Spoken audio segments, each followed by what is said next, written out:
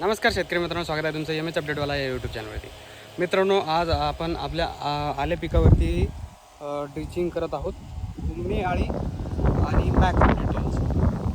त्यामध्ये पाऊस पडल्यानंतर आपण बेडवरती जेव्हा बघितलं तर आपल्याला 2 ते 3 हुमणी आळ्या एका ठिकाणी बघायला मिळाल्या.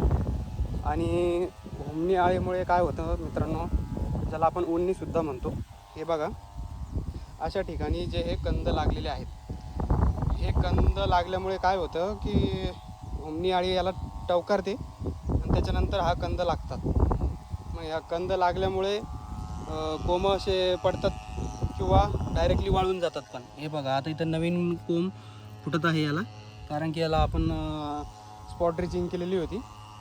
आणि काही ठिकाणी आपण आता डायरेक्टली पूर्ण ह्या क्षेत्राला ड्रिचिंग करत आहोत हुमणी आळीसाठी, उन्नीसाठी. यासाठी आपण कोणतं औषध घेतलं आहे ते पण तुम्हाला दाखवणार आहोत. आणि तुम्ही प्लॉटची जी क्वालिटी वगैरे आहे ते पण बघू शकता. एकदम व्यवस्थितरित्या सध्या गवत झालेलं आहे प्लॉटमध्ये, खुरपणं पण चालू आहे. आणि अशा पद्धतीने सध्या क्वालिटी वगैरे तुम्ही बघू शकता. आणि आपण या आता पाऊस जास्त पडल्यामुळे आपण याला रासायनिक खते आणि जैविक खते थोडे कमीच टाकत आहोत. त्याच्यामुळे आता सध्या आपण याच्यात मायक्रोन्यूट्रिएंट घेत आहोत. तर मायक्रोन्यूट्रिएंट कोणतं घेतलेलं आहे ते पण तुम्हाला दाखवतो. आता अशा पद्धतीने आपली ड्रिचिंग चालू आहे. तुम्ही टाकी वगैरे बघू शकता इकडे. अशा पद्धतीनं आपण याच्यामध्ये औषध चालून घेतलेलं आहे.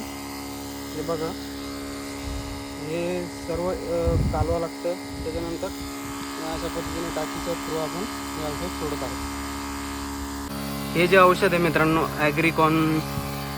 ॲग्रिकॉनचं ॲक्सेस कॉम्बी म्हणून, याच्यामध्ये चिलेटेड मॅक्रोन्यूट्रिएंट हे तुम्ही अद्रकीला वरून पण फवारू शकता आणि डायरेक्टली याच्या थ्रू पण देऊ शकता.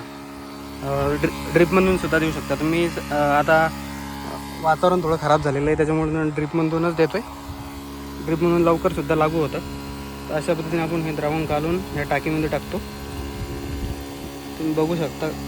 मॅक्रोन्यूट्रिएंट हे हिरव्यामध्येच भेटतं, म्हणजे ज्याचा जो कलर असतो तो हिरवाच असतो.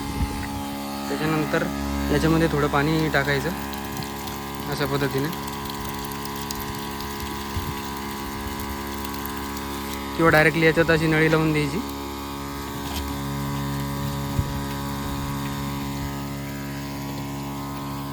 अशा पद्धतीने आपण ड्रिचिंग करत आहोत. आणि हुमणी आळीसाठी आपण हे औषध घेतलेलं आहे बघा, इंडोटॉपचं. याच्यामध्ये आपल्याला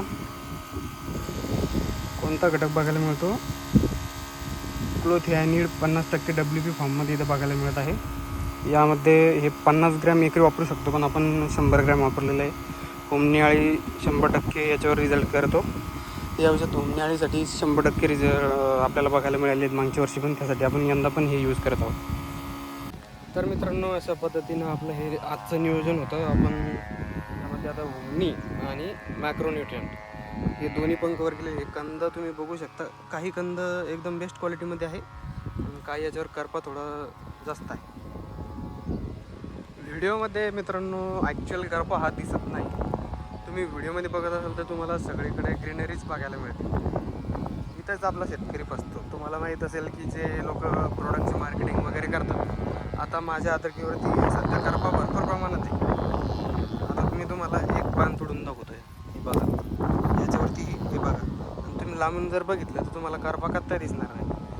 अशा पद्धतीनं हे करप्याचं हे असतं. हे बघा, आता हे साईडला हे पोटॅशच्या कमतरतेमुळे पण आहे.